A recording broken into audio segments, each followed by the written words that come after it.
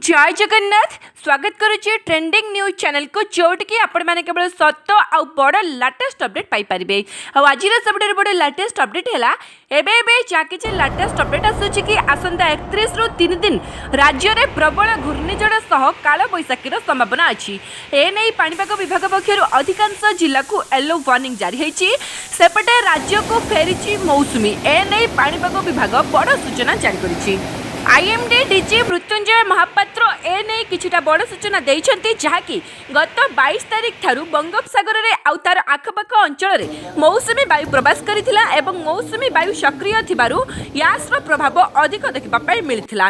एने पाणीपाग विभाग मध्य पूर्वरु सूचना जारी करिथिला।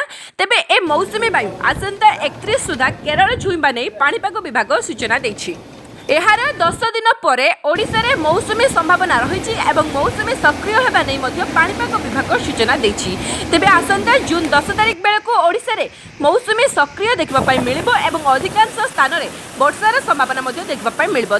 पूर्व घूर्णिझड़ और कालबैशाखी नहीं पाणीपाग विभाग सूचना देछि। तो कौन रही है कौन नुआ रिपोर्ट यह मौसुमी प्रभाव ओडिशा को केदे रहिबो ए सब को जानिया निश्चित वीडियो को शेष पर्यंत देखंतु। जो भाई माने जो सांग माने आज नुआ करी चैनल को आसीबे चैनल को सब्सक्राइब करके पाखरे आसीतवा बेल आइकन को प्रेस करी ऑन नोटिफिकेशन को ऑन करंतु। पर्टिकुलरली आपण मानको जिल्ला मानकरे आपण मानको एरिया मानकरे आगो को संभावना थिबा वर्षा बन्या बात्यार सबुठार फास्ट आ लेटेस्ट अपडेट आपण मानक पाखरे पहुंची जिवो। सेमिति भल पाइबा जारी रखिबे वीडियो को समस्त गोटे गोटे लाइक निश्चित करिवे। तो देरी न करी आरंभ करबा कोन। तो एबे पाणीपाग विभाग नुआ सूचना अनुसार आसंता 10 तारिख बेलू राज्य में मौसुमी वायु प्रवेश नहीं पाणीपाग विभाग सूचना देछि। तेबे मौसुमी वायु बंगोपसागर में सक्रिय रही आसंता मे 31 सुधा केरल छुईबा नहीं पाणीपाग विभाग सूचना देछि। एपटे राज्य को पुणी घूर्णिझड़ और काल बैशाखी नहीं पाणीपाग विभाग सूचना देछि।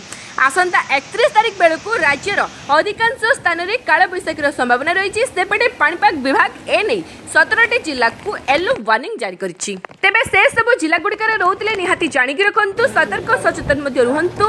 तो से सब जिला गुड़िकर बालेश्वर भद्रक मयूरभंज केउंझर सुंदरगढ़ जाजपुर जगतसिंहपुर केन्द्रापड़ा सह कटक कोरापुट मालकानगिरी रायगड़ा और गजपति जिला। तो ये सब जिला को येलो वार्निंग जारी करिछि पाणीपाग विभाग। तेबे 31 बेलू एही सब जिला मानकरे हल्का मध्यम धरणर वर्षा सह प्रबल बिजुली घड़घड़ीर संभावना रही। पवनर बेग घंटा प्रति 30 रु 40 किलोमीटर बहिबा नै पाणीपाग विभाग सूचना देछि। एहा सह गोटिए किंबा दुईटी स्थान में प्रबल अति प्रबल वर्षार संभावना रही। जून 1 तारिख में स्थिति लगी रहिबो। अधिकांश जिले में घड़घड़ी सह वर्षा देखा मिलिबो। विशेषकर मयूरभंज केउंझर सुंदरगढ़ मालकानगिरी कोरापुट कलाहांडी तासह रायगड़ा कंधमाल और गजपति जिले में जहाँकि 10 जिला येलो वार्निंग जारी करिछि पाणीपाग विभाग। तेबे एही सब जिला मानकरे रोतले सतर्क होइकि रहितांतु। तो सेपटे गत 24 घंटा मध्य राज्य में केउ सब जिला मानकरे प्रबल वर्षा सह केउ सब जिला मानकरे प्रबल खरा ताती देखिबा पाई मिले निश्चय जानिक रखंतु।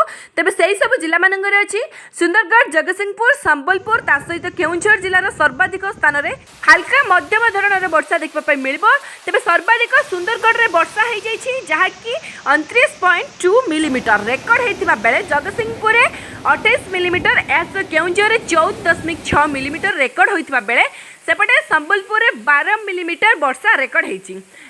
सर्वाधिक तापमात्रा रेकर्ड होता स्थान मध्य रही पारलाखेमुंडी जहाँकि 41.0 टेम्परेचर देखा मिलता बेले Bhawanipatna 40 degree 7 temperature Bhubaneswar 33 degree 2 temperature रही। तो यही आज खबर आग को वेदर रे कौन चेंजेस देखा मिलूँ मौसुमी वायुर प्रभाव ओडिशार केउ केउ जिला मानकर केते रही। तो जहाँ भी किसी लेटेस्ट अपडेट आसो सांगे सांगे मुझे अपलोड करदेवी आपण मान पाखे पहुँची से चैनल सहित निहाती जड़ित होकर रुहतु। वीडियो भल लगी समस्त पाखक शेयर करने सहित समस्त को सचेतन करंतु। शेष पर्यंत वीडियो देखि आप समस्त को पुणी थे हृदय सहित बहुत बहुत धन्यवाद। जय जगन्नाथ वंदे मातरम।